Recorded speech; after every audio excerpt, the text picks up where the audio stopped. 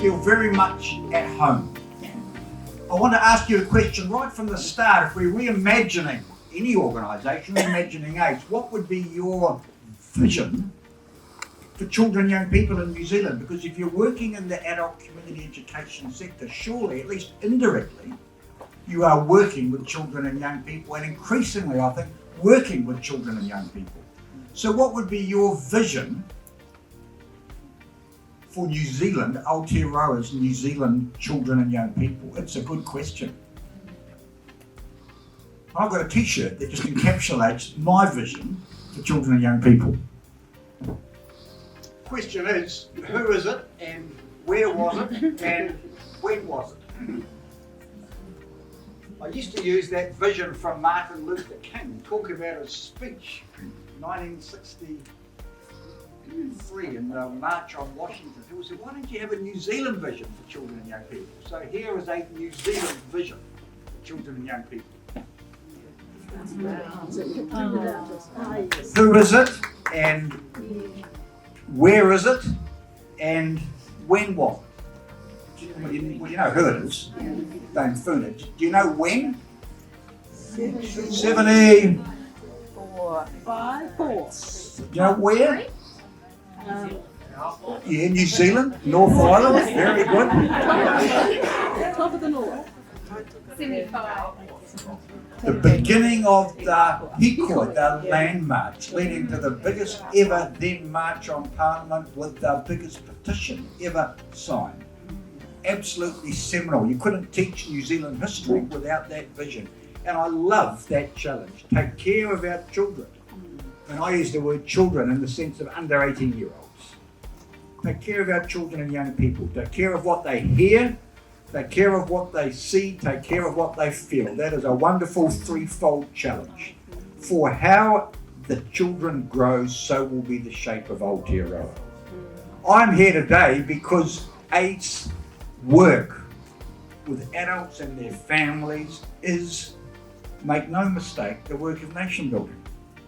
So what I want to talk about today, just briefly, people ask, well, how are New Zealand children doing?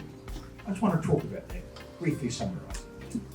Particularly understanding the impacts of child and whānau poverty. We use the word child poverty, I think, as a shorthand, as an advocacy phrase, but of course we're talking about family and whānau poverty. 3 challenges for you.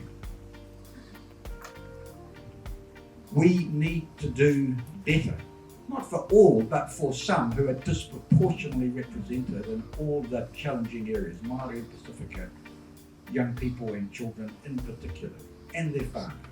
When you can't be involved in New Zealand in addressing justice and injustice without confronting that issue. When I was in the youth court, I met so many boys whose dyslexia had never been diagnosed, whose communication difficulties, and me with a bad stutter as a child, with communication difficulties who were never addressed, who had undiagnosed traumatic brain injury. I mean, there was the tragedy of the 2 boys as 13-year-olds charged with the murder of the railside dairy owner. One of them had undiagnosed fetal alcohol spectrum disorder. Another had a struggle for 3 or 4 years with undiagnosed traumatic brain injury, fractured skull and concussion that had never been diagnosed and greatly affected his learning. It seems to me for adult community education, one of the issues that I think we don't fully recognise or address in New Zealand is the challenge of neurodiversity. And it is a challenge we can rise to, but it's responsible for so many children and young people drifting out of education. And the third thing is just to think about, are we hearing from children and young people themselves? So if we're reimagining ACE and the way it can impact and affect children and young people, are we hearing from children and young people? Are we hearing their voices? I think it's an under-recognised part of policy development in New Zealand to hear from children and young people. The Youth 2000 series of surveys showed in 2019 that self-disclosed symptoms of depression and anxiety had doubled from 2012 to 2020, doubled from 12 to 23%. So quarter of our children and young people are reporting issues of anxiety and depression. So these are big issues, and ACE cannot operate without being aware of them. So don't underestimate the power of what you do. It can be not individually life-changing, but it can be community life-changing. And I went back to Manukau District Court pretty regularly when I became a judge. And I vividly remember, thank you Annalise, the day in the youth court when a young boy came into the youth court, probably 20 years after the law centre, and took off his hoodie and he had a t-shirt. And he wore the t-shirt and he just stared at me, and clearly from the t-shirt I deduced that he wasn't particularly happy with the judge that was standing in front of him. And you'd probably draw that conclusion too if you were a judge and someone wore this t-shirt looking at you. But this was the t-shirt. What was it, sir? The judge?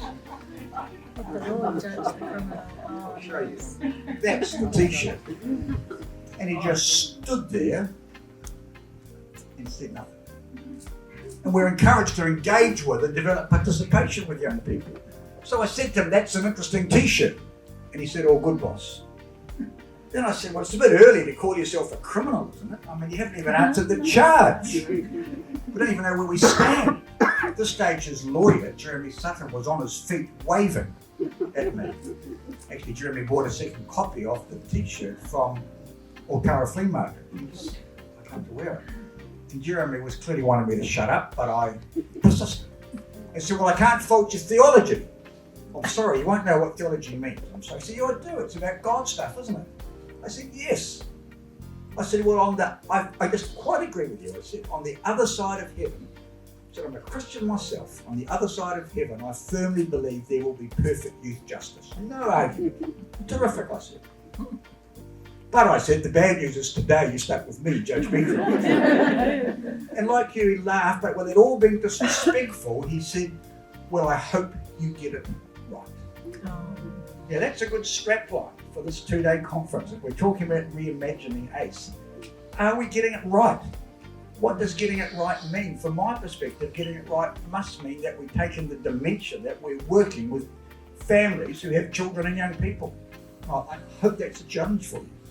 Yeah, $1 million. Got $1 million on the floor. Got a bit of $1 million, any more than $1 million, $1 million, $1 million more, $1 million less, more. Ron G, do you know? 700,000. 700,000, more, less, any more bids? 700,000, 1 million, 700,000. Sir, let's pick on you. 1,500,000. Well, they're all good guesses. That's the group. Interestingly, it's a group that's growing in raw numbers but dropping in absolute percentages. Do you know why that is? Oh, people are getting old. This man just sitting up to what I presume is his grey hair, which I presume we infer the ageing population. Yes. Children are growing, but the ageing population, like me and you, sir, are growing even quicker. Yeah, the baby boomer generation. People often ask, how well are our children and young people doing? 20% are in significant disadvantage and struggle, and they're in and out of real adversity. And 10% are in profound, don't like to use the word permanent, I think it's permanent. Profound intergenerational, pervasive material hardship. It is really, really tough. 1.12 million. Actually, the stats are exactly right. We know there's a door knock that Stats New Zealand do every year. And they survey families with children and ask, of the 17 things that it said children need to flourish and thrive, and a good summary, 2 pairs of shoes, a raincoat, meals of meat, fish and poultry 3 times a week, can pay an emergency bill of $500. Families without 7 of those for a year, at least 7, they're said to be in material hardship. That figure's $125,000. I mean, 125,000 kids. For those of you unlucky enough to be Blues supporters, that Eden Park filled twice over with spectators. It's a big group, 125,000. And it's a fair question to ask, how well are we doing with that 10% and that 20%? One of my challenges for you would be, are you being pulled, because I think you need to be, into that 10 and that 20%? And if you are, the adult community education space will be rubbing up against issues of disadvantage and poverty, where life is really tough. And it's hard to provide education into that space in a vacuum without being aware of all those other issues. When I loved what Annalise said at the Mihi Whakatau and her speech this morning, that we have been addressing injustice from the beginning with ACE. I mean, what a great strapline in an organisation that addresses injustice. And, you know, we could talk for a long time about what's behind that 70-20-10. I'd love to get some discussion going, but we know that child, youth and family material disadvantage doesn't cause adverse life outcomes, but it really raises the risk. It really raises the risk. All the policy analysts are wanting to talk about a social gradient. Start from the wealthiest decile, poorest decile, the risks of infant mortality, rheumatic fever, educational disengagement, hospitalisation, even abuse and neglect, all have that same social gradient. I think we could do so much better in the first 1,000 days. Here's an interesting piece of absolutely recent research. So Peter Gluckman, former Chief Science Advisor, said the biggest single pointer towards good or bad life outcomes is maternal mental health during pregnancy. I don't want to seem judgmental. I think the way he put it was a bit labelling. But what help are we giving to pregnant mothers? I mean, that's a challenge. If you're working with any family where there's a pregnant mother, that 9 months of pregnancy is the biggest single contributing factor to the child's long-term outcomes. And lastly, that C word, the enduring legacy of colonisation and modern day systemic bias. I got challenged at quite a big conference some years ago. I never remembered it. I stood up and talked about what I then called unconscious bias. This queer got up and was stick, banged it. I've heard you talk before, Judge, about unconscious bias. To me, unconscious is when you're flat out horizontal out to it. What you're talking about is what you and others have done when you're vertical and alert. How long will you hide behind the label unconscious bias? Why don't you man up, front up, and say you're part of the problem? Yep. Yeah, really challenged me. So I just wanted to give a few challenges. You know, I've got a fuller PowerPoint that I could talk about. Those 3 challenges I leave with you. Are we doing better for Tamariki, Māori and Pasifika young people? Not all, but most, because too many are in that 70-20, or that 10%, that 20%. The educationists talk about a tramline gap. If you look at the stats, whether it's decile 1 or decile 10, both Māori, Pasifika and European achievement rates go up. They all go up as the decile goes up. But they go up at the same rate, so they start beneath each other and they go up on an angle like a tram line. So I've got the slide, I'll just show you that it's, actually it's in the PowerPoint. But the gap remains the same. With decile 10 or decile 1, there is a gap in achievement, and Māori and Pacifica do less well than European, no matter the decile. So something is going on that isn't just poverty, it's about how we teach. Yeah. How we teach Māori and Pacifica children. The ones in decile 1 and 2 that buck the trend, incidentally, are all kura kaupapa immersion Māori schools. So there's something there that we've got to be aware of. Neurodiversity, I could talk about that in the youth court. I mean, really, undiagnosed, unaddressed neurodiversity was a pathway out of school and into antisocial friends and into the criminal justice system. I mean, we basically have imprisoned a significant cohort of young men whose real issue is neurodiversity that was never diagnosed, addressed and helped with. I mean, that's a tragedy. That's what our criminal justice system has become the result of. And thirdly, children and young people. I mean, are we hearing from what they say? Minister Tolley did a great thing when she redesigned Oranga Tamariki by getting together a group of care-experienced children and young people and asked them, what would you improve? They said something quite profound. They said, if we're removed, why do you separate us from our brothers and sisters?